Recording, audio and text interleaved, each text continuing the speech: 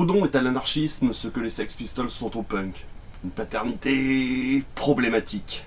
Alors avant de me sauter dessus dans les commentaires, autant déballer toutes les immondices de Proudhon. Il était antisémite, raciste, misogyne, et il a sorti des dingueries sur la colonisation et l'esclavage. Oui, jusque-là on dirait la page Wikipédia de Quentin de Ranc. Et c'est pas pour rien qu'il y a plusieurs fachlards qui ont voulu le récupérer, comme par exemple Soral. Mais soyons bien d'accord, le racisme, le sexisme, etc. sont des rapports de domination qui n'ont aucune place dans l'anarchisme. Maintenant que c'est dit, on va pouvoir passer à autre chose. Proudhon a réfléchi à une nouvelle organisation économique de la société.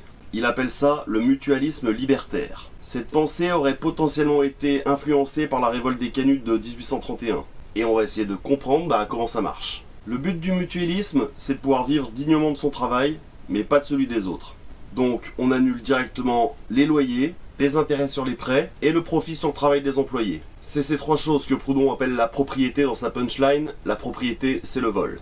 Dans le mutualisme libertaire, la valeur des choses est estimée uniquement par rapport au coût des matières premières et au temps de travail passé dessus.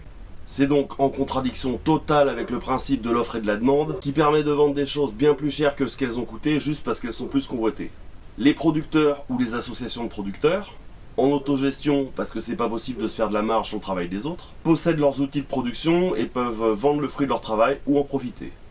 Pour lancer leur activité, ils peuvent faire un crédit quasiment à taux zéro à la Banque du Peuple. Les intérêts, c'est juste le minimum pour les frais administratifs. Cette banque est financée par les cotisations des membres. Ils y sont à la fois sociétaires puisqu'elle leur appartient à tous, usagers puisqu'ils y font des crédits, et garants avec leur force de travail ou leur production. Au niveau politique, il propose sa vision du fédéralisme.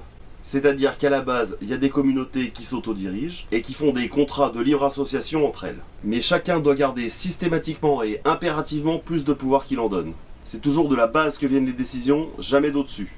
Et d'après lui, en fonctionnant comme ça, l'État viendrait naturellement à disparaître.